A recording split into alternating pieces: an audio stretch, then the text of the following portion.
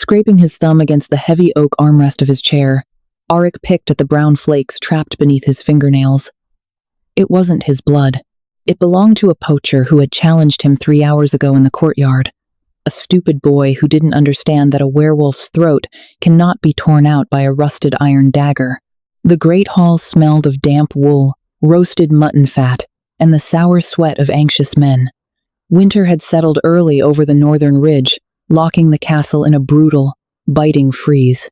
Ice crept up the stone walls, thick and opaque like candle wax. Arik rested his chin on his knuckles, exhaling a long, slow breath.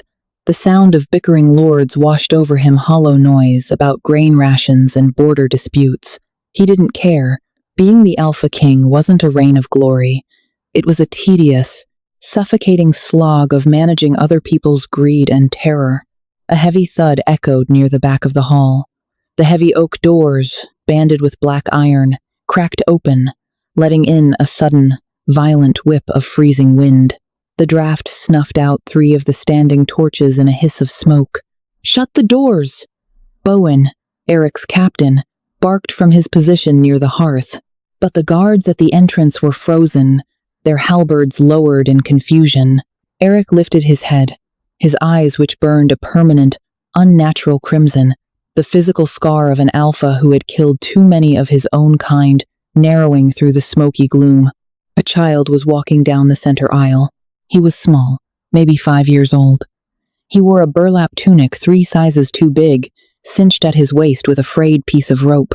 His knees were caked in dried gray mud, and his bare feet left damp, dark prints on the flagstones. He didn't look left or right at the massive, scarred warriors lining the hall. He kept his eyes locked straight ahead, on Arik. "Stop right there, whelp," Bowen growled, stepping into the aisle to block the boy's path. The captain was a mountain of muscle and fur, but the child didn't flinch. Arik inhaled deeply. His wolf stirred beneath his skin, the beast pressing against the inside of his ribs. The scent hitting him was complex: road dust, dried mud, sour milk teeth, the sharp, acidic tang of terror.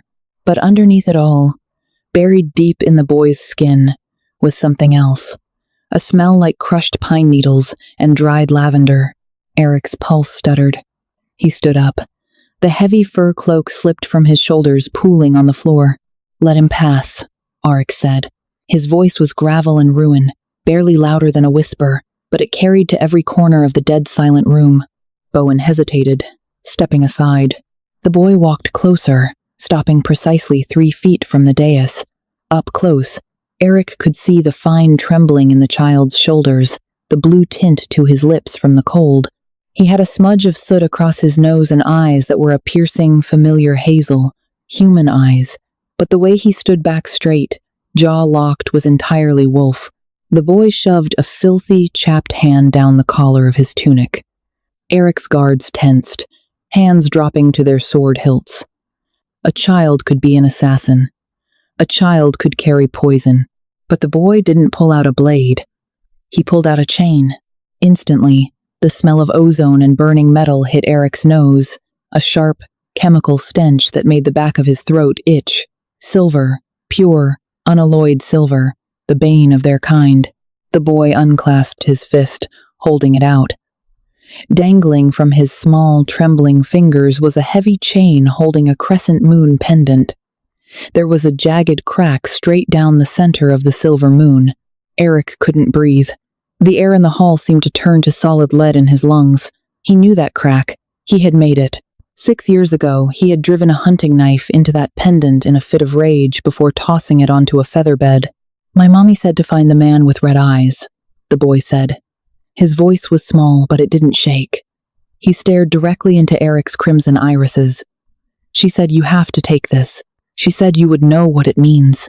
Arik stepped down from the dais. His boots felt impossibly heavy.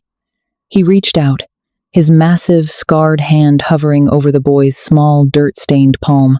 "Give it to me," Arik rasped. The boy dropped the necklace into Arik's palm. The silver blistered his skin immediately. A violent, searing heat bit into his flesh, accompanied by the horrible hiss of burning meat.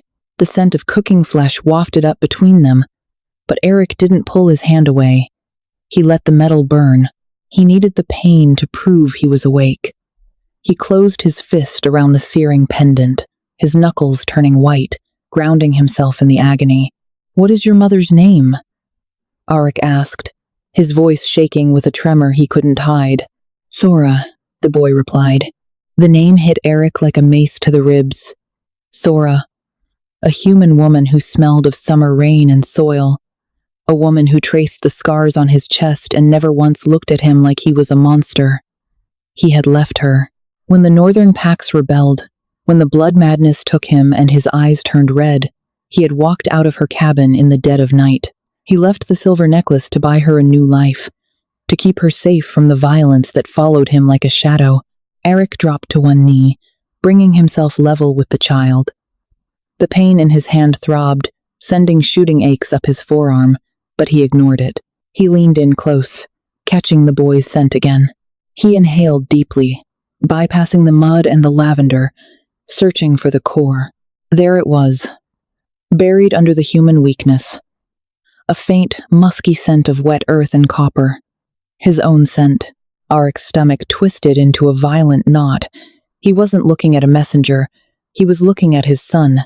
Silence hung in the great hall, heavy and suffocating. The lords and captains who had been shouting about sheep and borders moments ago were now motionless, watching their ruthless, untouchable alpha kneel before a starving human child. Eric slowly uncurled his fist. The silver pendant had branded a perfect, angry red crescent into his palm, the cracked edge seared deep into the muscle. He shoved the necklace into the leather pouch at his belt, removing the source of the agony but keeping the burn. "What is your name?" Arik asked softly, forcing his claws to retract into his fingertips before he reached out and touched the boy's shoulder. The child felt as fragile as a hollow-boned bird. "Leo," the boy answered. He sniffled once, rubbing his nose with the back of a filthy sleeve. The brave facade was cracking. The adrenaline was leaving him, replaced by the crushing exhaustion of a child pushed too far. "Leo," Eric repeated, tasting the name. It felt foreign and intimate all at once. "Where is she, Leo? Where is Sora?" Leo swallowed hard. His lower lip began to tremble. The bad men came. They smelled like dead things.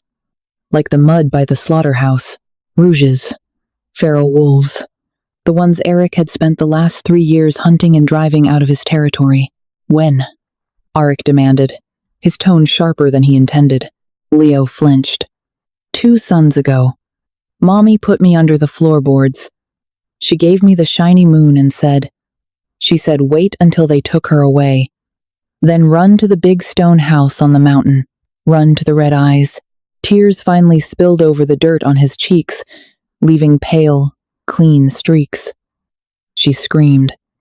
They pulled her by her hair into the snow. A sickening jolt of nausea ripped through Eric's gut. 2 days. 2 days in the freezing north with feral wolves who held no laws, who butchered for sport. He pictured Sora's soft, mortal, defenseless Sora dragged through the ice.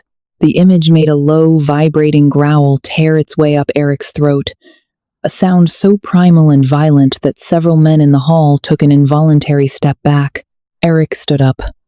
The apathy that had clouded him for years vanished, burned away by a sudden, terrifying clarity. He didn't feel heroic. He didn't feel like a king. He felt like a man standing on the edge of a precipice, realizing he had already fallen. "Bowen," Arik snapped. "My king." Bowen stepped forward, his face pale beneath his beard. "Take the boy to the kitchens. Hot broth, no meat yet. His stomach can't handle it. Boil water. Scrub him clean. Find clothes that fit." Arik was already moving, walking toward the weapons rack on the far wall. "If a single hair on his head is harmed while I am gone, I will mount your heads on the spikes above the portcullis. Do you understand me?" "Yes, my king. But gone. Where?" Bowen asked hesitantly. Eric grabbed a heavy steel broadsword, strapping the leather scabbard across his back. He didn't bother with chainmail. It was too heavy, too loud for a hunt. "Saddle the black roan. Tell the stable master to pack saddlebags with dried meat, medical supplies, and 3 heavy wool blankets. Sire, a blizzard is moving in over the eastern pass. The scouts say it will hit by nightfall. The temperature is already dropping. A search party won't survive the night in the open. I didn't ask for a search party, Arik snarled, turning to face his captain. His red eyes flared with a sudden vicious light. I am going alone. Alone? Alpha? That's suicide. If it's a pack of rogues, it's my mate, Arik roared, the word tearing out of him before he could stop it. The admission echoed off the high stone ceiling, silencing any further protests. He had never claimed her. He had never marked her. But the beast inside him knew the truth. She was his. She had always been his, and his cowardice had left her unprotected. He turned back to Leo. The boy was staring at him, wide-eyed, shivering in the draft. Arik walked over, stripping off his own thick, fur-lined leather bracer and wrapping it awkwardly around the boy's small shoulders. It was far too big, but it smelled of him, of Alpha, of safety. Stay here, Leo, Arik said, his voice dropping an octave, returning to that gravelly softness. Eat. Sleep by the fire. I will bring her back. He didn't wait for the boy to answer. If he stayed a second longer, the terror in the child's eyes would break him. Arik strode out of the hall, ignoring the bewildered whispers of his court.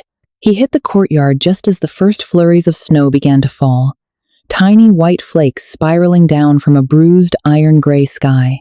The cold was immediate and punishing, biting at his exposed neck and face, but his blood was running too hot to care. The stable boy brought the roan, a massive beast with a nasty temperament, but fast. Arik hauled himself into the saddle. He didn't need a tracker. He didn't need hounds. He had the scent of the blood and the stench of the feral mud locked in his mind, painted vividly over the fading memory of lavender and pine. He spurred the horse hard, bursting through the castle gates and onto the frozen dirt path leading down the mountain.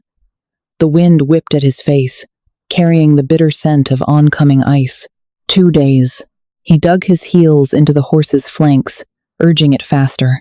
He prayed to gods he had long stopped believing in that she was still alive.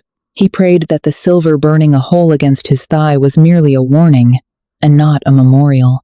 Arik rode into the teeth of the storm, a king chasing ghosts in the snow. Frost clung to Arik's eyelashes, sealing his vision into a narrow, blurry slit. He wiped his face with the back of his freezing, blood-slicked hand, but the ice reformed almost instantly. The black roan had given out 3 miles back, its chest heaving with a terrifying rattle, forcing Arik to tether the beast in the hollow of a dead redwood. He had been tracking on foot ever since, leaning into a wind that felt like a barrage of crushed glass. He was entirely numb. His leather boots were frozen stiff, biting into his ankles with every agonizing step through knee-deep snow. A werewolf's body ran hotter than a human's, but the northern blizzards didn't care about biology. The cold was a predator in its own right, chewing through his thick clothing, settling deep into the marrow of his bones. Yet, he didn't stop. He couldn't. He navigated by scent alone, his nose practically pressed to the shifting snowdrifts. The feral stench of the rogue's rotting meat, stagnant pond water, and dried urine clung to the bark of the pines like grease. But it was the other scent that kept Arik moving. Every few hundred yards, he would catch it. A tiny, frozen drop of blood on a broken twig, the faint, fading echo of lavender. She was bleeding. They were dragging her, and she was bleeding. Arik's chest tightened, a sharp, physical pain that had nothing to do with the cold. He remembered the last time he saw her. She had been asleep, the firelight catching the soft curve of her bare shoulder. He had stood by the door, his bag packed, the blood madness singing a vicious, violent song in his ears. He had convinced himself he was leaving to protect her. A wolf who kills his own kind cannot share a bed with a mortal. He would tear her apart in his sleep. Coward, his inner beast snarled, a low, ugly vibration in his ribs. You left because you were terrified of being loved by something so fragile. A sudden shift in the wind hit his face. The smell of wood smoke. Arik froze. He dropped to his stomach, ignoring the agonizing shock of the snow against his chest. He crawled up the ridge, digging his bare fingers into the frozen dirt beneath the snowpack, hauling his heavy frame upward. He breached the top of the incline and peered through the skeletal branches of a hawthorn bush. Down in the ravine, a fire sputtered and spat, fighting a losing battle against the gale. 5 figures huddled around it. They barely looked human. Matted hair, filthy furs stitched together with crude leather, and faces smeared in grease and dried blood. Feral wolves didn't shift back fully anymore. Their minds were too fractured. They existed in a grotesque middle ground, elongated jaws, yellowed eyes, hands that ended in thick, unretractable claws. One of them, a massive brute missing half his left ear, was kicking something buried beneath a filthy tarp near the edge of the firelight. A soft, suppressed groan drifted up the ridge. It was a decidedly human sound. Eric's vision pulsed red. The world narrowed to a tunnel of pure, unadulterated violence. The numbness in his limbs vanished, replaced by a surge of adrenaline so potent it tasted metallic and sour on the back of his tongue. He didn't draw the heavy steel broadsword strapped to his back. A sword was a weapon for a king. A king wasn't here. He launched himself over the ridge. He didn't roar. He didn't announce his presence. He hit the bottom of the ravine with the silent, devastating force of a rock slide. He slammed into the first rogue, his momentum carrying them both into the trunk of an oak tree. Bone snapped with a wet, heavy crunch. Arik didn't pause. He sank his teeth into the feral's throat, tearing out the jugular in a spray of hot, blinding crimson before discarding the thrashing body. The camp erupted into chaos. The remaining 4 whirled, shrieking in a distorted mix of human panic and animal rage. Erik lunged at the largest one, the brute with the missing ear. The rogue swung a rusted logging axe, the heavy iron blade whistling through the air. Erik ducked, but not fast enough. The blade caught him across the left shoulder, slicing through leather and biting deep into his deltoid muscle. Pain flared, hot and nauseating, but Erik didn't flinch. He used the downward momentum of the rogue's swing to close the distance, driving his claws up under the beast's ribcage. He twisted his wrist, feeling lungs and soft tissue rupture, until the brute collapsed in a gurgling heap. 2 more swarmed his back. Dirty claws ripped into Erik's coat, sinking into his spine. Teeth clamped down on his thigh. Erik roared, twisting violently. He grabbed one by the scruff of its matted neck, hefting the creature off the ground and hurling it straight into the burning campfire. The rogue screamed as embers and burning logs exploded, igniting its grease-soaked furs. The last one hesitated, its yellow eyes darting from Erik to the dark woods. Erik didn't let it run. He threw himself forward, tackling the beast into the snow. They rolled, a tangle of limbs, blood, and desperate snarling. The rogue gouged at Arik's face, its filthy claws missing his eye by a fraction of an inch, slicing his cheek to the bone. Arik pinned the rogue's wrists with his knees, raised his fists, and brought them down like hammers. Once, twice, 3 times, silence fell over the ravine, save for the howling wind and the hiss of melting snow where hot blood pooled. Erik collapsed backward, landing heavily on his ass. He was gasping, his breath pluming in thick white clouds. Blood dripped from his chin, freezing into sharp icicles. His left arm hung uselessly at his side, the axe wound throbbing with a sickening rhythmic pulse. He tasted mud and copper. He felt utterly hollowed out. Then, a rustle of canvas. Erik's head snapped up. He forced his shaking legs to hold his weight, stumbling toward the edge of the camp. He dropped to his knees in the bloody snow and grabbed the edge of the heavy, stinking tarp. He pulled it back. Stiff, freezing canvas tore under Erik's claws as he ripped the tarp away. Beneath it, she was a knot of shivering limbs. Sora. She wore only a threadbare shift, soaked through with melted snow and dark mud. Her lips were a bruising shade of purple, cracked straight down the center. When she moved, her joints popped in the quiet, an ugly sound of a body shutting down. She didn't look at him with relief. She scrambled backward, her bruised heels slipping on slick rocks, until her spine hit the dirt wall. Her hands, shaking violently, clawed a jagged stone from the frost. "Stay back," she rasped. The voice was hollowed out, carrying the dry rattle of dying leaves. "I'll kill you." Eric tasted blood from his bitten lip. His chest caved. She didn't see a savior. She saw the same bloody claws that had just butchered 5 men. She saw a feral nightmare. He dropped to his knees in the slush. Deliberately, painfully, he forced the beast back down his throat. He commanded his claws to retract, feeling the agonizing, hot scrape of bone shifting beneath his nail beds. He blinked hard, fighting the instinctual flare of his crimson irises, suffocating the alpha's fire until his eyes settled into a murky, human brown. "Sora," he breathed. A plume of white vapor bloomed between them. "It's Arik." The rock wavered. Hazel eyes, cloudy with the creeping lethargy of hypothermia, traced the jagged scar tearing across his collarbone. The stone hit the snow with a dull thud. "Leo," she choked out, her panic fracturing into a desperate, wretched sob. She couldn't even lift her arms to reach for him. "My boy, where?" "He is safe," Eric interrupted, his voice thick, rough as rusted iron. He stripped off his heavy fur cloak, ignoring the agonizing pull of the axe wound in his shoulder, and draped it over her trembling frame. "He found me. He's eating by the hearth." Sora broke. The adrenaline keeping her alive evaporated, leaving dead weight. She slumped forward. Eric caught her, pulling her against his chest. She felt like a corpse. There was no warmth radiating from her skin, only the biting, unnatural chill of a winter grave. "You left," she murmured into his neck. The words were slurred, clumsy with cold. It wasn't an accusation, just a crushing, exhausted fact that tore at his throat. "I know," Eric said, burying his face in her frost-matted hair, inhaling the faint, bruised scent of lavender. He reached into his pouch, his numb fingers finding the cracked silver crescent. He pressed it into her stiff, unfeeling palm, forcing her frozen fingers closed over the metal. "I have it. I am not leaving again." He didn't wait for her to lose consciousness. He tied the heavy wool sleeves of the cloak around his chest, binding her securely to his back. The climb out of the ravine was a blur of tearing muscle and blind refusal.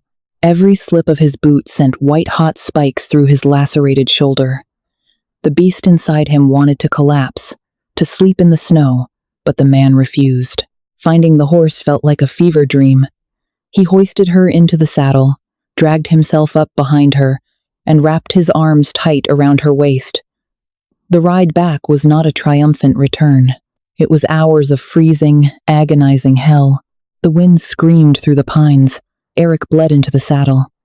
He kept his chin pressed to her icy crown, his entire existence narrowed down to feeling the shallow, stuttering rise and fall of her chest. Iron gates materialized through the blinding white. Guards shouted, their voices swallowed by the gale. Bowen was there before the horse fully stopped, his massive hands reaching up to take Sora's limp body from the Alpha's grasp. "Healers," Eric grunted, flipping blindly from the saddle. His knees slammed into the frozen cobblestones. Now, hours vanished into the suffocating, heavy heat of the great hall. Arik refused a bed. He sat slumped in the heavy oak chair by the fire while healers stitched his face and packed his shoulder with stinging, foul-smelling moss. He stared blankly at the dancing flames, tasting ash and old copper, waiting. Footsteps scuffed the flagstones. Leo stood a few feet away. He wore clean wool and dry boots. The dirt was gone from his face, but the hypervigilance remained in his posture. He stared at the fresh, black stitches winding down Eric's cheek. "She is sleeping," Eric said. He didn't try to look powerful. He let the boy see the broken, hollowed-out man underneath the crown. "She will live, Leo." The boy let out a breath he seemed to have been holding for 2 days. He walked forward, closing the distance, and laid a small, warm hand on Eric's uninjured knee, a terrifyingly simple gesture of grace. Arik's throat locked. He picked up the cracked silver pendant from the table beside him. Instead of putting it away, he unclasped the chain and secured it around his own neck. The metal dropped against his bare sternum. It seared his skin instantly, a vicious, hissing burn. He didn't flinch. He let it blister. He let it hurt. It was an anchor, a permanent brand of his failure, and a promise. He placed his massive hand over his son's. Thank you for experiencing this dark, raw tale of survival and redemption. If Eric and Sora's fierce journey struck a chord with you, please hit that like button, share this story with fellow fantasy romance lovers, and subscribe to the channel for more deeply human, immersive audio dramas. Your support keeps these stories alive. Drop a comment below on what you want to hear next.